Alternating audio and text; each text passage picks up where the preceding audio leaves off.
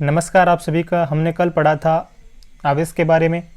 आवेश क्या होता है, कितने प्रकार का होता है, किस प्रकार आवेशन किया जाता है। आज हम पढ़ेंगे कूलाम का नियम। देखिए कूलाम का नियम है, वो क्या कहता है कि मान लीजिए कोई ये Q1 आवेश है, ठीक है, और ये Q2 आवेश है।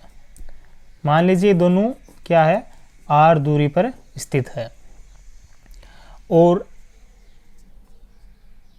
Q1 तथा Q2 r दूरी पर स्थित है। अब देखिए कूलाम का नियम क्या कहता है। सबसे पहले ये समझिए कि Q1 है वो Q2 पर क्या लगाएगा, एक बल लगाएगा। मैंने आपको बताया था कल कि आकर्षण तथा प्रतिकर्षण का बल लगाता है, तो यहाँ पर आकर्षण या फिर प्रतिकर्षण का बल लगाएगा। हमने क्या माना है, हम यहाँ पर मान रहे हैं कि दोनों क्या है, सहजातीय, मतलब एक जैसे है, चाहे प्लस मान लो चाहे माइनस मान लो, ठीक है। तो Q1 Q2 पर क्या करेगा, बल लगाएगा। अब ये Q1 और Q2 एक जैसे है तो क्या करेगा, प्रतिकर्षण करेगा, यानी कि बल लगाएगा, प्रतिकर्षण करेगा, अपने से दूर करेगा। अपने से दूर करने का मतलब है कि बल क्या लगेगा, इस दिशा में लगेगा। इस बल को हम क्या नाम दे देते हैं, F21। F21 यानी कि कूलाम Q2 पर Q1 द्वारा लगाया गया बल F21, ठीक है। इसी प्रकार क्या करेगा, Q2 है, ये भी Q1 को क्या करेगा, प्रतिकर्षण करेगा, यानी ये भी बल लगाएगा। तो ये बल किस दिशा में लगाएगा, इस दिशा में लगाएगा, और इस बल को हम कह देते हैं F12, यानी कि आवेश Q1 पर Q2 द्वारा लगाया गया बल क्या कहलाता है, F12 कहलाता है, ठीक है। अब कूलाम क्या कहता है, कूलाम ये कहता है, कूलाम का नियम ये कहता है कि जो बल होता है वो क्या होता है, जो आवेश Q1 और Q2 होते हैं, इन दोनों के परिमाण के क्या होते हैं, समानुपाती होते हैं, यानी कि F समानुपाती Q1 Q2, ठीक है। इसको समीकरण दे देते हैं 1, ठीक है। फिर कूलाम का नियम कहता है कि जो बल है वो इसकी जो बीच की दूरी है, Q1 तथा Q2 के जो बीच की दूरी है, इस दूरी के वर्ग के व्युत्क्रमानुपाती होता है, यानी कि F व्युत्क्रमानुपाती r², ठीक है। इसको समीकरण नंबर दे देते हैं 2।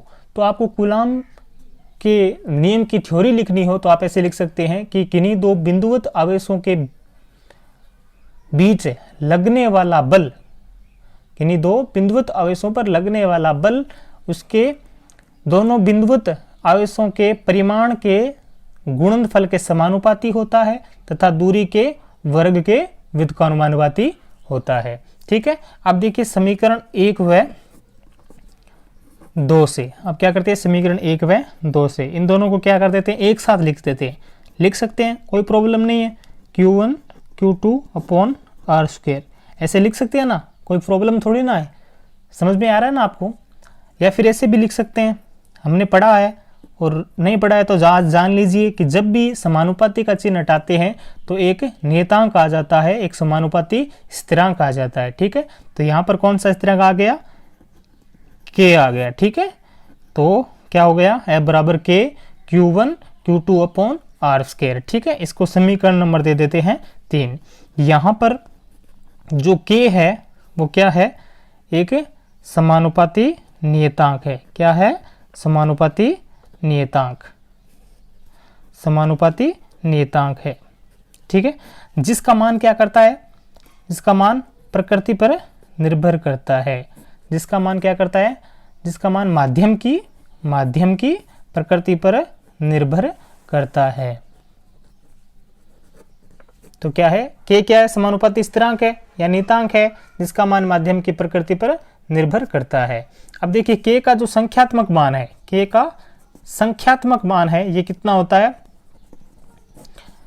K का जो संख्यात्मक मान होता है वो होता है K बराबर 1/4 पाई एप्सिलॉन नॉट। कितना होता है, 1/4 पाई एप्सिलॉन नॉट, ठीक है।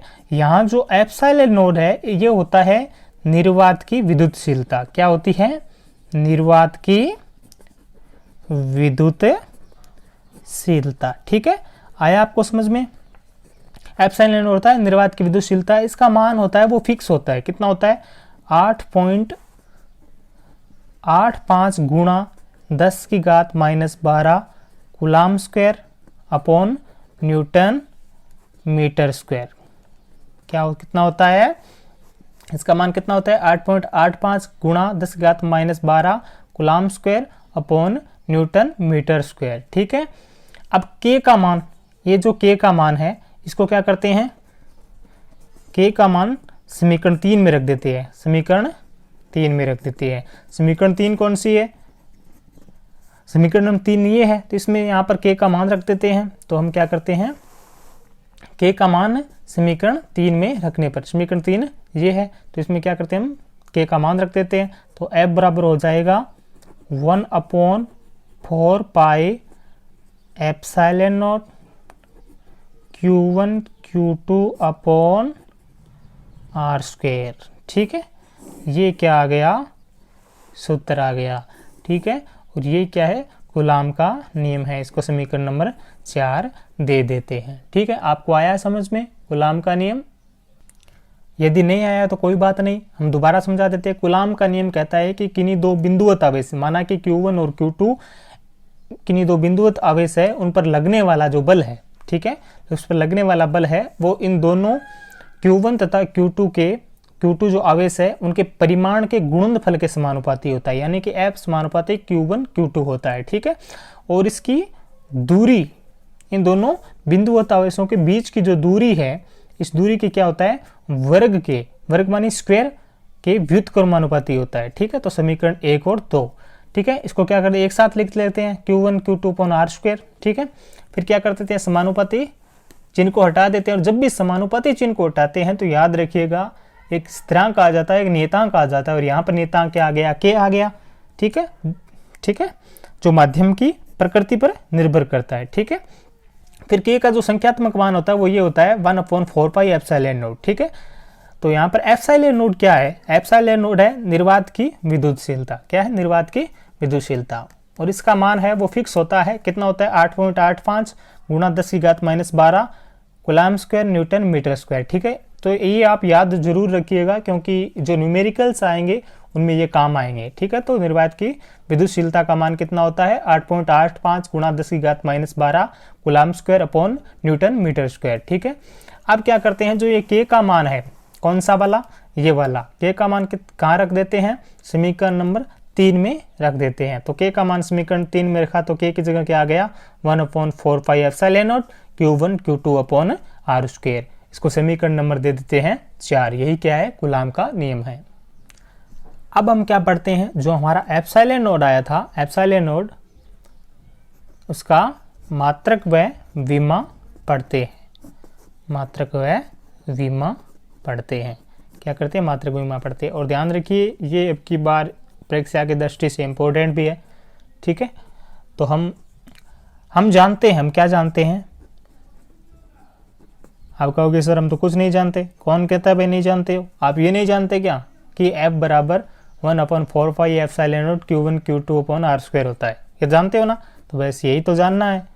तो हम जानते हैं कि 1/4 pi epsilon not Q1 Q2 upon R square. ठीक है, अब हमें क्या करना है, एप्सिलॉन नॉट एक तरफ रखना है, बाकी सबको एक साइड रखना है। ठीक है, तो हम क्या कर लेते हैं, इसको वज्र गुणा कर लेते हैं। क्या कर लेते हैं, वज्र गुणा कर लेते हैं। तो वज्र गुणा करने पर क्या आ जाएगा, F गुणा 4 pi epsilon nought R square बराबर हो जाएगा Q1 अपॉन Q2। ठीक है, तो हमें सिर्फ एप्सिलॉन नॉट को एक तरफ रखना है, बाकी सिर्फ को एक तरफ रखना है। तो यहाँ पर Q1 और Q2 पहले से पड़ा है, और बाकी जो पूरा मैटर है इस साइड जो एप्सिलॉन नॉट के साथ में, उसको क्या कर देते हैं, उधर भेजते हैं। तो जब भी गुणा में होता है तो कहाँ चला जाता है, वो भाग में चला जाता है। ठीक है, जब भी यहाँ पर गुणा में होता है कोई संख्या, तो उसको जब उधर भेजते हैं तो वो भाग में चली जाती है। तो क्या हो जाएगा, F गुणा 4 पाई आर स्क्वायर। ठीक है, ये क्या हो गया, ये क्या हो गया, मान आ गया। ठीक है, अब देखिए विमा निकालते हैं। विमा कैसे निकालते, मात्रक निकालते हैं सबसे पहले। तो मात्रक कैसे निकालते हैं, अब देखिए हमारे पास ये आ गया epsilon not Q1 Q2 upon F 4 pi R square. ठीक है, तो अब हम क्या निकालते हैं, मात्रक निकालते हैं। तो Q1 और Q2 क्या है, आवेश है, और आवेश का मात्रक क्या होता है भाई, आप सबको पता है,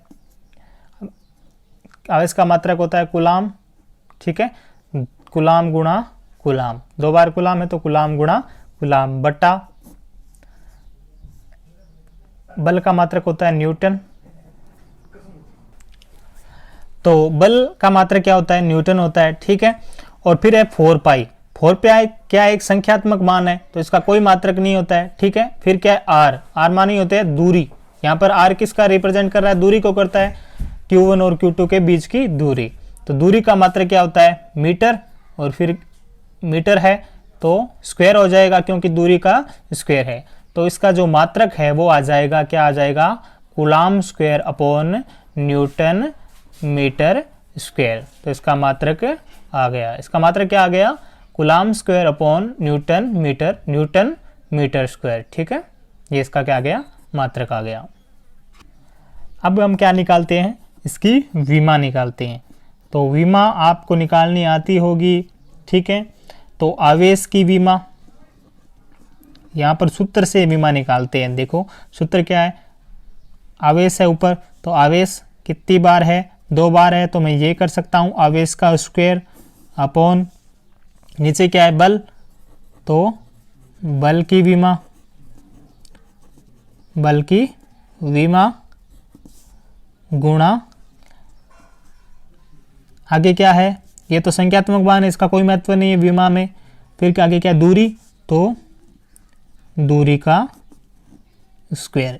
ठीक है, तो आवेश की विमा होती है, वो हमने कल आपको बताई थी, आवेश की विमा होती है A2 और T2। ठीक है, और बल की विमा होती है ML T-2। ये क्या होती है, बल की विमा होती है। यदि आपको विमा नहीं निकालनी आती है तो आप मुझे ज़रूर बताइएगा, मैं विमा निकालने का तरीका आपको बताऊंगा, मेथड होता है वो बता दूंगा। थोड़ा सा लेंदी हो जाएगा, वीडियो ज़्यादा बड़ा हो जाएगा, इसलिए मैं विमा इस वीडियो में नहीं बता सकता। दूरी की विमा कितनी होती है, L2। वैसे L होती है लेकिन यहाँ पर स्क्वायर है, दूरी का स्क्वायर है तो L2 हो जाएगी। ठीक है, तो अब हम क्या करते हैं, इसको सॉल्व करते हैं। तो क्या आ जाएगा, m ऊपर जाएगा तो m1 L-3 हो जाएगा, क्योंकि ये L और ये 2L 3L जो ऊपर जाएंगे तो माइनस हो जाएगा। ठीक है, और T4 हो जाएगा। T4 कैसे होगा, यहाँ 2 पहले से है, -2 ऊपर जाएगा तो 4 हो जाएगा। ठीक है, और A2 पहले से पड़ा है, तो ये इसकी क्या आ गई, विमा आ गई। तो आपको समझ में आया होगा विमा कैसे निकाली, आवेश की विमा बटा बल की विमा गुणा दूरी की विमा का स्क्वायर। ठीक है, ये कैसे आया, यहाँ पर इस सूत्र से आया है। देखो ऊपर आवेश है, कितनी बार है, 2 बार है, तो आप इसे स्क्वायर का मतलब 2 बार भी लिख सकते हो। नीचे क्या है, बल है, बल की विमा और दूरी की विमा का स्क्वायर। ठीक है, फिर ये करके इसको क्या कर लेते हैं, हम सॉल्व कर लेते हैं, तो ये आ जाती है। ठीक है, तो आपको समझ में आ गया होगा ये विमा निकालना।